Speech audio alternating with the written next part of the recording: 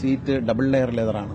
അപ്പോൾ അതിന്റെ ഗുണമെന്ന് വെച്ചാൽ ചൂടെടുക്കത്തില്ല. നമ്മൾ ഇത്ര ചാരി ഇരുന്നാലും നമ്മുടെ പുറം വേദനിക്കത്തില്ല, നല്ല സുഖമായിരിക്കും. ഓരോ സീറ്റിലും TV ഉണ്ട്. ശുചിമുറി സൗകര്യം ഇവിടെ ഉണ്ട് എന്നുള്ളതാണ് മറ്റൊരു പ്രധാനപ്പെട്ട കാര്യം. അങ്ങനെ KSRTCയുടെ ബിസിനസ് ക്ലാസ് ബസ് ഇതാ നിരത്തിലെത്തിയിരിക്കുന്നു. മന്ത്രി തന്നെ നേരിട്ട് ഓടിച്ചു തുടങ്ങും എന്നുള്ളത് നേരത്തെ പറഞ്ഞതാണ്. ഓടിക്കുമ്പോൾ എങ്ങനെയാണ്? ക്ലാസ് ആണോ നമ്മുടെ ബിസിനസ് ക്ലാസ്? നല്ല വണ്ടിയാണ്, ക്ലാസ് വണ്ടിയാണ്. ഓൾവോയുടെ ഏറ്റവും ലേറ്റസ്റ്റ് മോഡലാണ് വാങ്ങിയിരിക്കുന്നത്. നമ്മൾ ട്രയൽ ഓടിച്ച് നോക്കിയാണ്. അപ്പം ട്രയൽ ഓടിച്ച് നോക്കുന്ന വണ്ടി ഹോസ്റ്റസിനെയൊക്കെ സെലക്ട് ചെയ്തിട്ടുണ്ട്. അവരെ ട്രെയിനിങ് ഉണ്ട്. പിന്നെ അതിന്റെ പാൻട്രി കുറച്ചുകൂടി ഒന്ന് വൃത്തിയാക്കണം തീരുമാനിച്ചിട്ടുണ്ട്. പാൻട്രി കുറച്ച് വലുതാക്കാനായിട്ട് 2 സീറ്റ് ഒഴിവാക്കിയിട്ട് പാൻട്രി കുറച്ചൊന്ന് വലുതാക്കാമെന്നാണ് ആഗ്രഹിക്കുന്നത്. പാൻട്രിയിൽ ഫുഡ് ഉണ്ടാവും, ടീ, കോഫി എല്ലാം ഉണ്ടാവും വണ്ടിക്കകത്ത്.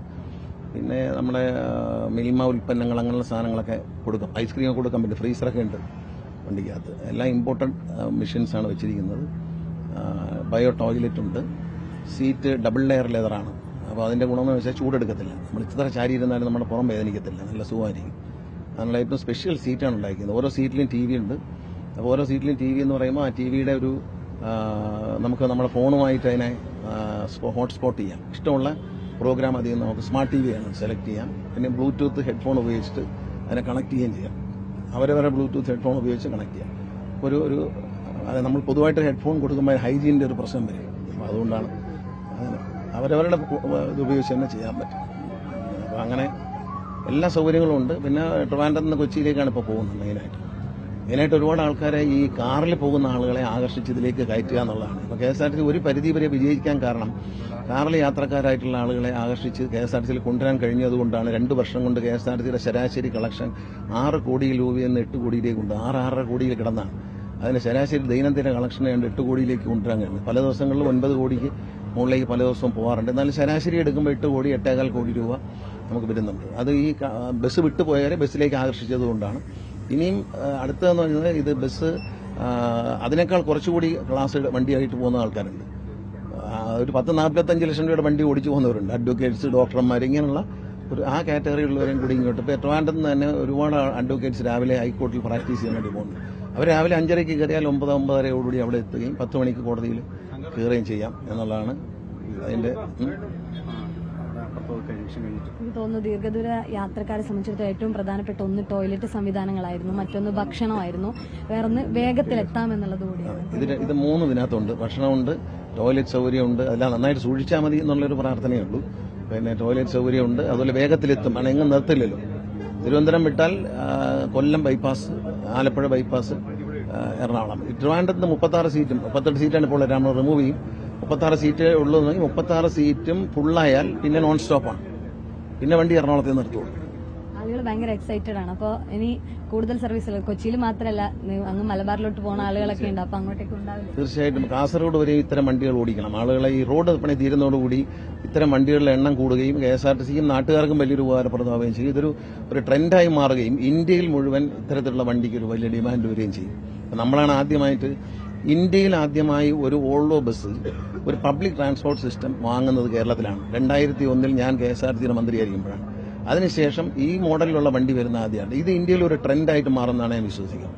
ദീർഘദൂര യാത്രകൾ നമ്മുടെ ഹൈവേ ശരിയായി കഴിഞ്ഞാൽ എറണാകുളത്ത് നിന്ന് കോഴിക്കോടേക്കും കാസർഗോഡേക്കും ഒക്കെ ഈ വണ്ടികൾക്ക് പോകാൻ കഴിയും. നല്ല റോഡായി കഴിഞ്ഞാൽ നല്ല സ്പീഡിൽ അതിന് പോകാമല്ലോ.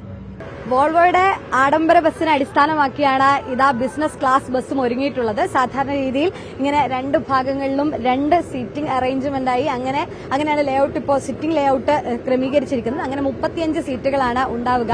ഏറ്റവും പ്രധാനപ്പെട്ട കാര്യം, നമ്മൾ ഈ ദീർഘദൂര യാത്ര ചെയ്യുമ്പോൾ ഒന്ന് ഈ ബാത്റൂം സൗകര്യമില്ല. പലപ്പോഴും ഈ പെട്രോൾ പമ്പിന്റെ ഭാഗത്തോ അല്ലെങ്കിൽ ഹോട്ടലുകളിലൊക്കെയാണ് KSRTC ബസ്സുകൾ നിർത്താറ്. പക്ഷേ ഈ ബസ്സിന് അത്തരമൊരു ബുദ്ധിമുട്ടുണ്ടാകില്ല എന്നുള്ളതാണ് ഏറ്റവും പ്രധാനപ്പെട്ട കാര്യം.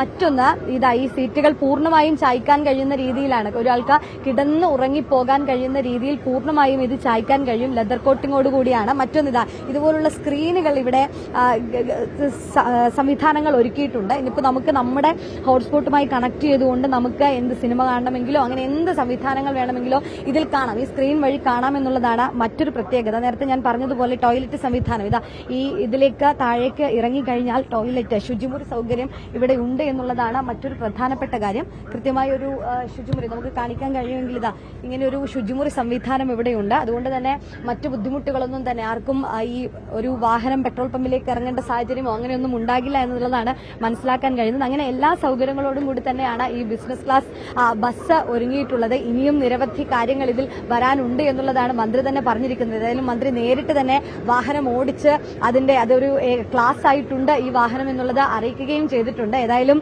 കൂടുതൽ ഫീച്ചറുകളോടുകൂടി തന്നെ എത്തുമെന്നുള്ളതാണ് പറഞ്ഞിട്ടുള്ളത്. മറ്റൊരു പ്രധാനപ്പെട്ട കാര്യം, നിലവിൽ ഇപ്പോൾ എറണാകുളത്തേക്കാണ് ദേശീയപാതയുടെയൊക്കെ പണി പൂർണ്ണമായും പൂർത്തിയാകുന്നതോടുകൂടി ഏകദേശം ഒരു 3.5-4 മണിക്കൂറിനുള്ളിൽ എറണാകുളത്തേക്ക് എത്താൻ കഴിയുമെന്നുള്ളൊരു പ്രത്യേകത ഈ ബസ്സിനെ സംബന്ധിച്ചിടത്തോളം ഉണ്ട്. അതേ രീതിയിൽ തന്നെ കാസർഗോഡേക്കായാലും മുകളിലോട്ട് കണ്ണൂർ, കാസർഗോഡ്, മംഗലാപുരം ഭാഗത്തേക്കടക്കം വാഹനങ്ങൾ പോകുന്ന രീതിയിൽ കെഎസ്ആർടിസിയുടെ ബിസിനസ് ക്ലാസ് സംവിധാനങ്ങൾ ഒരുക്കുന്ന രീതിയിൽ തന്നെ ക്രമീകരണം വരുമെന്നുള്ളതാണ് മന്ത്രിയോട് സംസാരിച്ചപ്പോഴും പറഞ്ഞത്. ഏതായാലും വലിയ സൗകര്യമാകുമെന്നുള്ളതാണ് ഈ യാത്രക്കാരെ സംബന്ധിച്ചിടത്തോളം മറ്റൊരു പുതിയ മാറ്റത്തിനു കൂടി തുടക്കമാകും ഇത് എന്നതിൽ ഒരു സംശയവുമില്ല. ഏതായാലും ബിസിനസ് ക്ലാസ് ബസ് ഇന്ന് നിരത്തിലിറങ്ങുകയാണ്.